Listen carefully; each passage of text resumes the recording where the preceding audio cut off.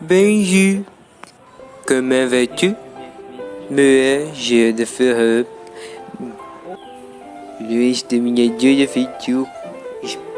Espero ainda o inventor da máquina do tempo chegar aqui para eu acertar as contas com ele, que o rei mandou fazer isso. Enquanto isso, continuarei a contar l'histoire de la France, continuando com a história da Revolução Francesa que eu não terminei no outro vídeo. Até agora estava tudo calmo, mas a situação irá piorar. O terceiro estado então resolveu banir os privilégios dos outros estados, desapropriando na verdade os bens da Igreja Católica, deixando o Papa Pio revoltado, e baniu o feudalismo, uma ordem social que vinha da Idade Média, que era ligada à nobreza. Também nessa época, a Assembleia resolveu proibir sindicatos e greves. Enquanto isso, nas Tulherias, o rei tentava algum jeito de voltar ao poder, com embaixadores da Prússia e da Áustria, que resolveram invadir a França com medo da Revolução e na Assembleia acabaram descobrindo. E o rei tentou fugir para a Áustria. Você pode pensar, a Áustria é tão longe da França? Mas, naquela época, o imperador do Sacro Império Romano e também da Áustria detinha os Países Baixos austríacos, que hoje se chama Bélgica. A fuga foi mal planejada e em 21 de junho de 1791, Luís XVI e Maria Antonieta foram descobertos na cidade de Varennes. O que não seria muito difícil, já que o rosto do rei estava presente desde moedas a escudos. A cidade de Varennes fica quase na fronteira com a Áustria, que era governada pelo irmão de Maria Antonieta, Leopoldo II, que já estava no poder há um ano quando seu irmão José II morreu sem filhos. A família real foi obrigada a voltar humilhada. Após isso, os poderes do rei foram perdidos e acabou tendo assim a separação dos três poderes, o legislativo, executivo e judiciário, baseado no modelo de Montesquieu. Para devolver os poderes de Luís XVI, o imperador Leopoldo e o rei da Prússia Frederico Guilherme II fizeram a declaração de Pillnitz em ameaçavam a França de uma intervenção. Em 1792, a Assembleia aprovou a declaração de guerra contra a Áustria, uma guerra que todos queriam, tanto os revolucionários para reafirmar suas ideias e para a aristocracia a esperança do retorno do antigo regime. O rei e a rainha foram presos por traição, eu já falei isso. A Prússia, um país com grandes tradições militares, chegou até a cidade de Verdun, em que os revolucionários, encabeçados por Robespierre, Danton e Marat, cometeram os massacres de setembro, em que eles saíram matando todos contra a revolução e que chocaram a opinião pública na época. Mas eles conseguiram, surpreendentemente, derrotar os exércitos da Prússia e da Áustria, mesmo sem comer direito, ao som do hino francês que perdura até hoje, La Marseillaise. Após isso tudo, no ano de 1792, a alta burguesia passou a adotar uma posição conservadora, ao já entender que as principais mudanças já tinham sido feitas. Em contrapartida, os revolucionários atacaram o Palácio do Rei e deteram o monarca e exigiram uma república. Sem poder, a Assembleia convoca uma convenção nacional, em que a primeira coisa que aconteceu foi a proclamação da República Francesa, sendo a alta burguesia monarquista derrotada e havendo uma revolução. A alta burguesia, temendo o radicalismo da revolução, se aliou à nobreza liberal e ao baixo clero e formou o Clube dos Girondinos, que vem ao fato dos líderes serem de Gironda, onde fica Bordeaux. Já o grupo rival os jacobinos, que era a baixa burguesia, comandada por Robespierre, e os sans-culottes, que tinha esse nome porque eles se reuniam no convento de Saint-Jacques. E também tinha o contrário esses dois, que eram as pessoas que não tinham muita opinião sobre os assuntos. É aí que surgem as designações políticas muitas faladas hoje em dia: direita, esquerda e centro. Na convenção surgiram papéis provando o comprometimento do rei com o imperador austríaco. Os girondinos optaram em sua maioria por um indulto e os jacobinos queriam a execução de Luís XVI. As manifestações populares apoiaram a pena de morte. Isso culminou no fim do poder dos girondinos e na ascensão dos jacobinos. Em 21 de janeiro de 1793, o rei Luís XVI foi executado em praça pública em uma guilhotina, máquina sugerida por um médico chamado Guillotin para uma morte mais humana.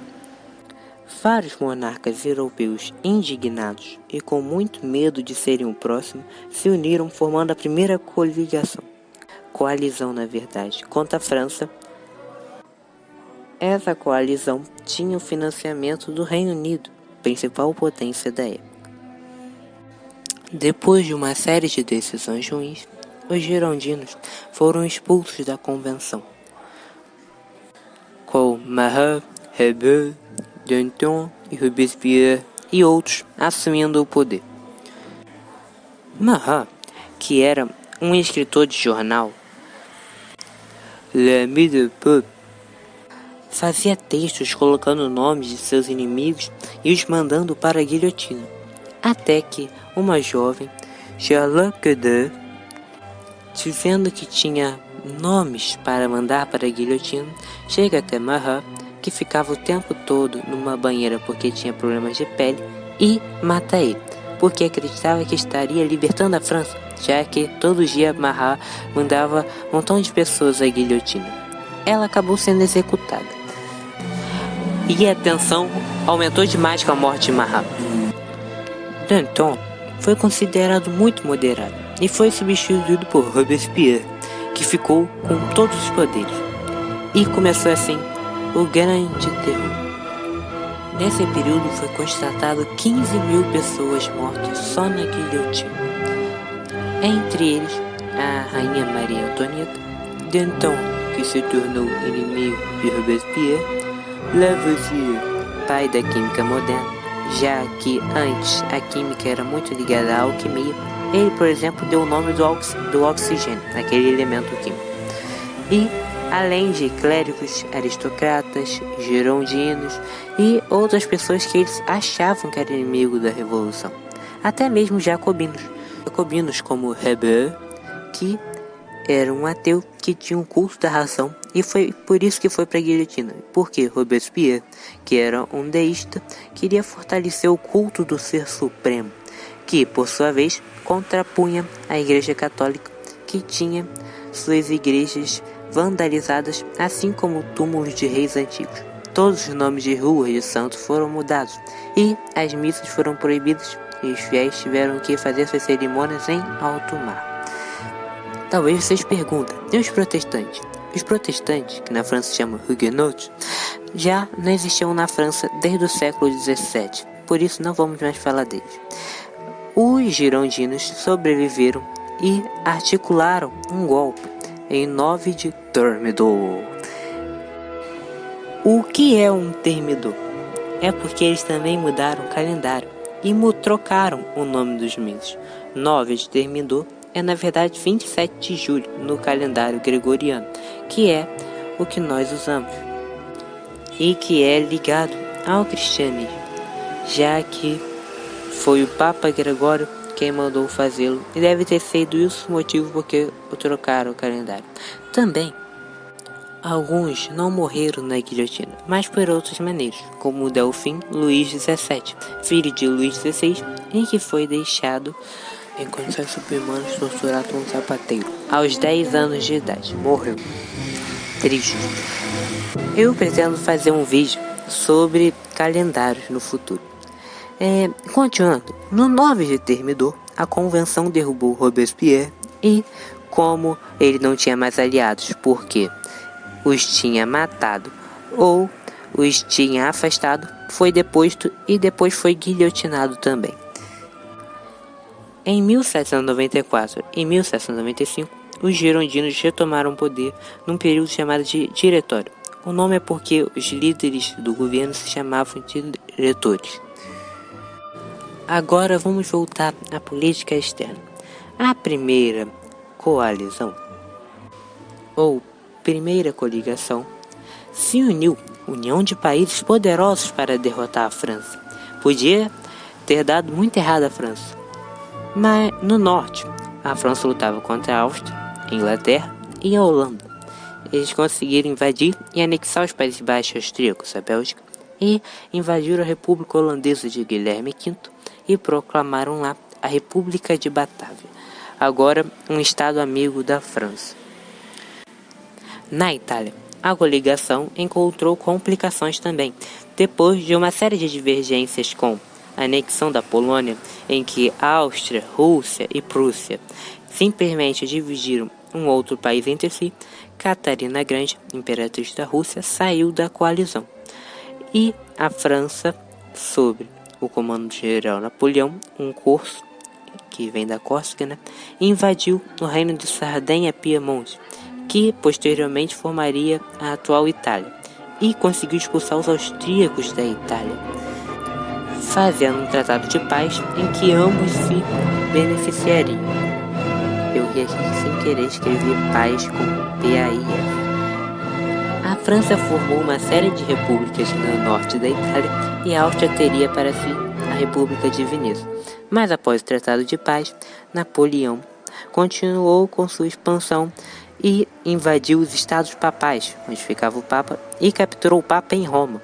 Também invadiu a Suíça e formou lá a República Helvética, agora aliada da França.